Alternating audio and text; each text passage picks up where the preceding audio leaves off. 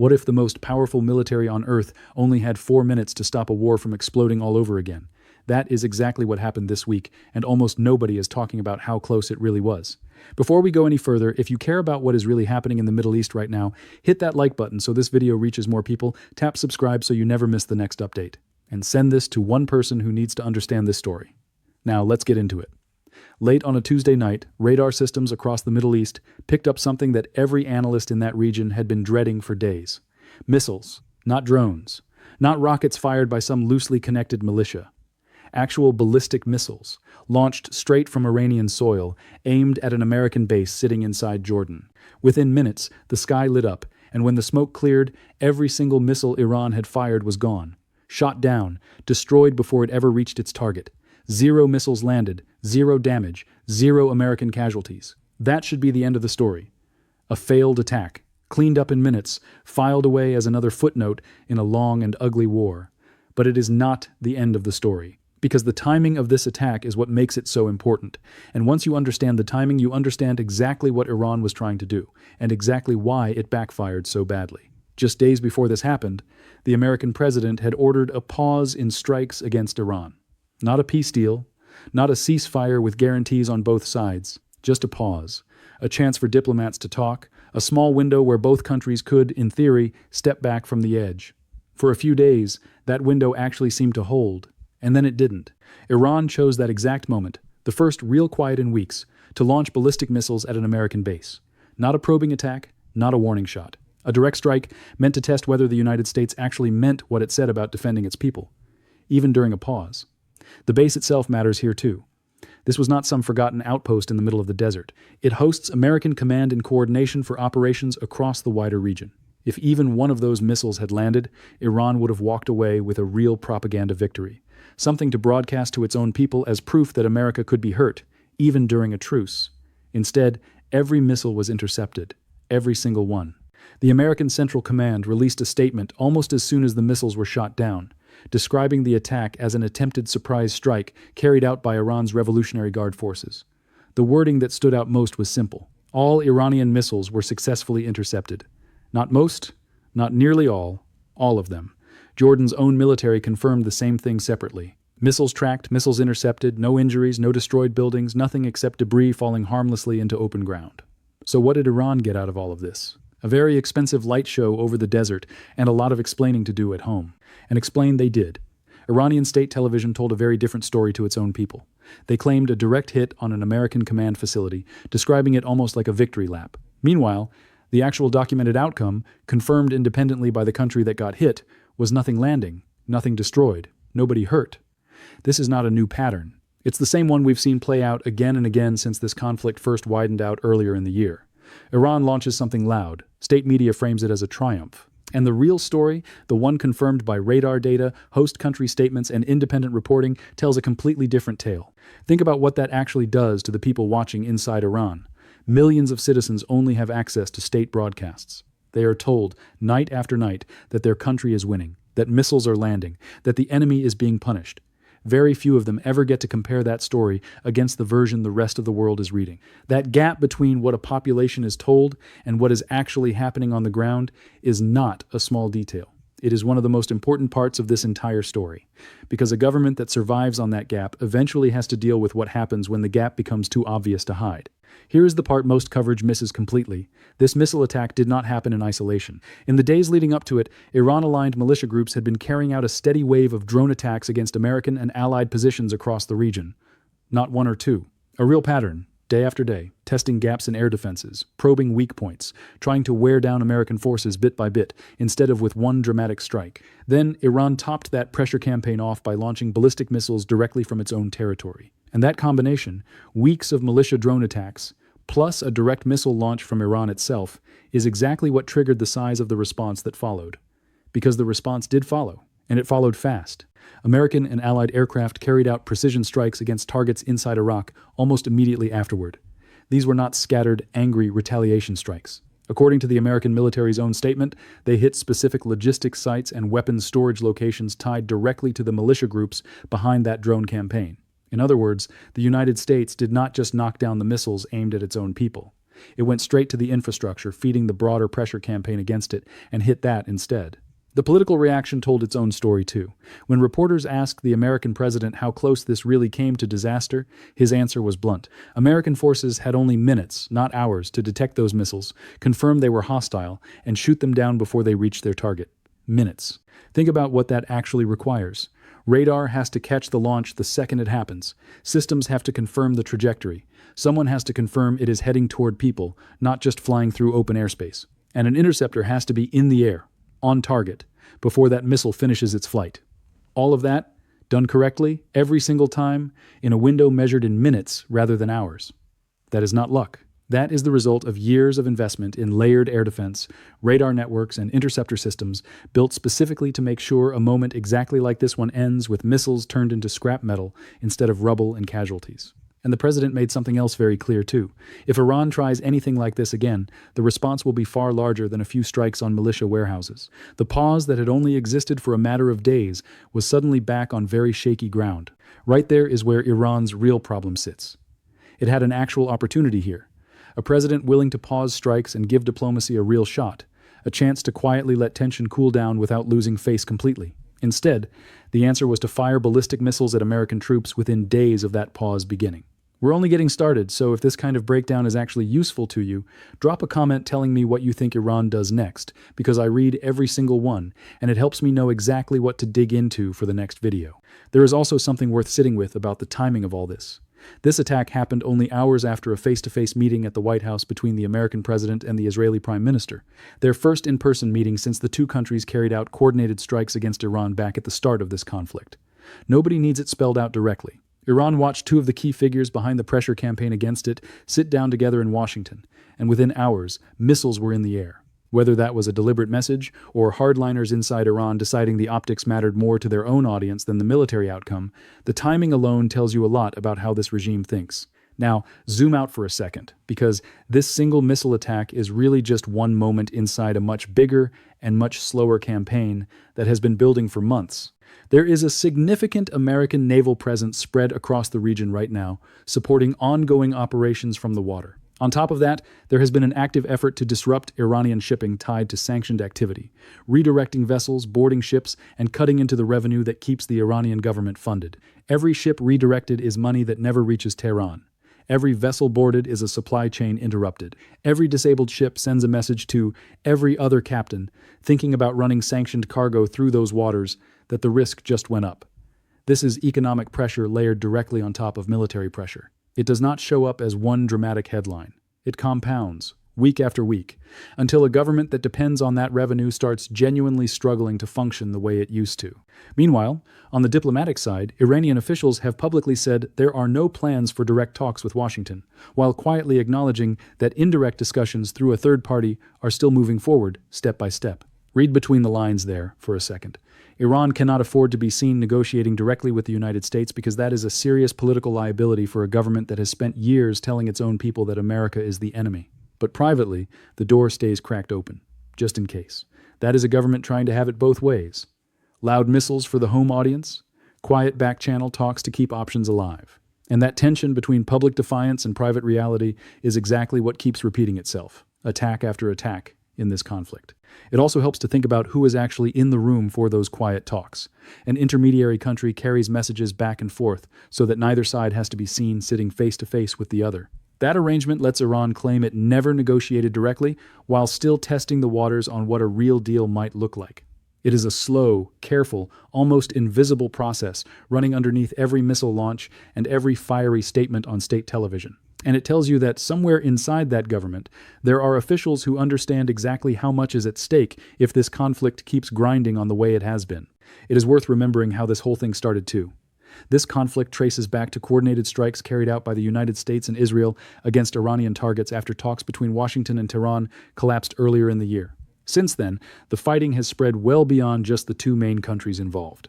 Attacks linked to Iran have hit or targeted American and allied positions across several countries in the region, with air defense crews shooting down waves of drones and missiles on a nearly constant basis. Some of those intercepts have come at a real cost. There have been friendly fire incidents and injuries from falling debris, the tragic side effects that come with running an extended air war over a heavily populated part of the world. But the overall pattern has stayed remarkably consistent.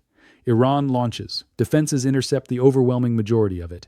And the pressure on Iran keeps climbing no matter what any single night's headlines say. Let's talk for a second about why a 100% interception rate is even possible, because that number sounds almost too good to be true until you understand how the system actually works. Modern missile defense in that region is not one machine doing one job.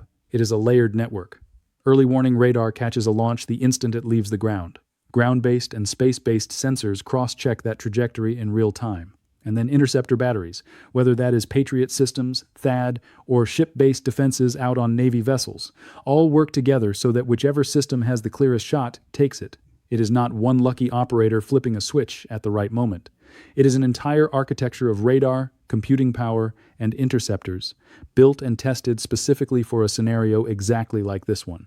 And every single time Iran has tried a direct launch like this, the result has been the same. Missiles up, missiles down, no effect on the ground. And yet they keep trying, because actually accepting the terms being pushed by Washington is politically unthinkable for a government whose entire image depends on looking like it can stand up to American power. There is a cost side to this that rarely gets mentioned, and it matters.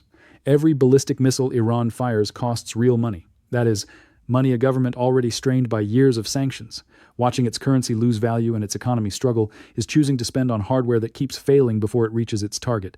On the other side of that exchange, the interceptor systems, while expensive themselves, are backed by a defense budget and an industrial base that can sustain this kind of exchange for a very long time. This is not a war Iran can win by simply firing more missiles. Every failed launch pulls resources away from an economy that badly needs them elsewhere and puts them toward a demonstration that accomplishes nothing beyond a headline on state television. And it is worth remembering that this is happening while ordinary people inside Iran are already dealing with real hardship. Years of sanctions have made basic goods harder to afford. Currency instability has eaten into savings. Power shortages and economic strain have become part of daily life for a lot of families who have nothing to do with any of these military decisions. Every dollar spent on a missile that gets shot down within minutes is a dollar that does not go toward fixing any of that. That is the quiet cost sitting underneath every single one of these headlines. And it rarely gets mentioned in the moment, because it does not make for a dramatic clip. But it is very real, and it adds up fast. That is why you have to separate two different stories happening at once here. There is the tactical story, missiles fired, missiles intercepted, over within minutes. And there is the strategic story, the one about money, legitimacy, and survival, playing out over months and years. The tactical story ends the same way every single time. The strategic story is the one actually worth paying attention to, because that is the one that decides whether this government is still standing in anything close to its current form a year from now. So, why does Iran keep doing this if it keeps failing? The honest answer is that the people running this campaign are not actually trying to win a straight military fight with the United States. They know they cannot. What they are trying to do is survive politically. Every missile launch gives hardliners something to point to. Every attack, even a completely failed one, becomes a headline at home, framed as resistance, as defiance, as proof that the government has not been broken. It is not really a military strategy. It is a survival strategy for leadership that knows the moment it looks weak at home, the pressure from its own struggling population could end up being more dangerous than anything the American military is doing from outside. That is why you keep seeing the same pattern. Provocation, followed by failure, followed by more provocation a few weeks later. Because in their calculation, staying silent looks worse than losing. Right now, the trend line is not moving in Iran's favor at all. The military and economic pressure keeps expanding. Militia infrastructure keeps getting hit. Shipping keeps getting disrupted. And Iran's only visible response is launching weapons that get shot down almost as soon as they leave the ground. There is a version of this where things spiral further, and it deserves to be said honestly instead of glossed over. The American president made clear that patience has limits. If Iran keeps testing the edges of this pause, the response will not just be another round of strikes on militia warehouses in Iraq. It could mean direct action against targets inside Iran itself. That is the knife's edge this entire situation is balanced on right now. This missile attack was never really about one base in Jordan. It was a test. Iran wanted to know if the pause meant real restraint it could quietly take advantage of, or whether the United States was still fully ready to respond no matter what the diplomatic language suggested. It got its answer within minutes. Every missile down. Immediate strikes on the infrastructure feeding the broader campaign against American forces. A clear public warning that further escalation would not be tolerated. Before we wrap up, one more click on that subscribe button costs you nothing, but genuinely helps this channel keep covering stories like this one in depth. So if you've made it this far, you clearly want to understand what's really happening here. And that button is how you make sure you don't miss the next update. Step back and ask what Iran actually gets out of any of this. Every missile fired costs real money that a struggling economy can barely spare, just to produce footage of that missile getting destroyed in the sky. Every attack invites a response that damages the exact militia networks Iran depends on to project power without risking its own forces directly. Every provocation gives Washington more justification to keep the pressure campaign running exactly as it has been. There is no version of this pattern where Iran ends up in a stronger position. Every data point over these past months points the same direction. A government running out of good options, responding to a shrinking set of choices with actions that make its situation worse instead of better. That is the lens to watch the rest of this conflict through. Not missile by missile, attack by attack, but as a slow accumulation of pressure reshaping the balance of power in that region in real time. A pause that Iran chose to test within days instead of use to its advantage. A missile attack that failed completely within minutes, triggering a response that hit the exact infrastructure Iran depends on. Economic pressure that keeps tightening no matter what any single night's headlines say. And a leadership inside Iran that seems to value the appearance of resistance more than the actual outcome of any engagement, even as that appearance keeps costing more every time it fails. There is also the question of what Iran's own allies are doing while all of this plays out, because for all the talk of resistance networks and regional partnerships, the militia groups operating on Iran's behalf are increasingly finding their own weapons depots and logistics sites turned into rubble every time they push too hard. That is not a coincidence. It is the direct result of Iran using proxy forces to apply pressure without risking its own uniformed personnel, while those proxies absorb nearly all of the retaliation instead. Every strike on a logistics site is one more hit to the supply chain keeping those militias functioning, and there are only so many times a network can rebuild before it genuinely starts to struggle. So, here is what is actually worth watching in the days ahead. Whether Iran tries anything else while this pause technically remains in place, because that will tell us whether this missile attack was a one-time decision by a hardline faction or the start of a wider pattern of testing American resolve. Whether the quiet back-channel talks produce anything real, or whether Iran is simply buying time while it decides its next move. And whether the economic pressure keeps building the way it has been, because that slow squeeze might end up being the thing that actually forces a resolution here, long after any single missile attack has been forgotten. Because at the end of the day, missiles that get intercepted do not change outcomes.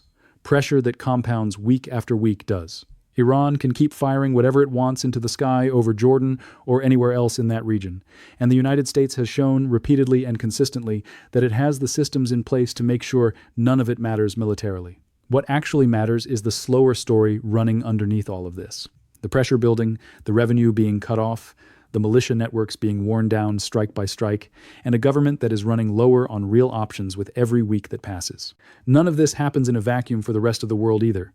Every escalation, every pause, every failed missile launch ripples out into oil markets, shipping costs, and the broader sense of stability across the entire Gulf region. People far outside this conflict are quietly pricing in the odds of that pause holding, the chances of a wider spillover, and whether shipping lanes stay open for business as usual. That is part of why a night like this one matters well beyond the immediate military result. One failed missile attack can still shift markets, alter diplomatic calculations in capitals thousands of miles away, and reset expectations for how long anyone believes this pause will actually last.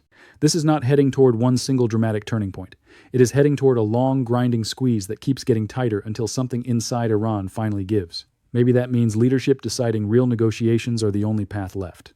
Maybe it means pressure from inside the country, from a population already exhausted by years of hardship, forcing change from within. Either way, nights like this one, missiles launched, missiles destroyed, strikes in response, statements from military command and the White House, are becoming the rhythm of this entire conflict. And every single time it plays out this way, Iran ends up a little weaker than it was before it pulled the trigger. So here's where things actually stand right now. Iran fired. Every missile failed. The United States and its allies answered within hours, hitting the exact infrastructure feeding this entire campaign against American forces. And the deeper pressure, economic, military, and diplomatic, keeps tightening regardless of what happens on any single night. If tonight's failure taught Iran anything, it is that testing this pause comes at a cost far higher than anything it could possibly gain. But regimes under this much internal pressure do not always make decisions based on what actually makes sense. They make decisions based on what looks strong enough to survive at home, even when the real cost keeps climbing every single time they pull the trigger. That gap between what keeps a government looking strong to its own people and what actually keeps that government standing is the story to watch here. Not the missiles, not the interceptors. That gap is where this entire conflict will eventually be decided. So let me ask you directly.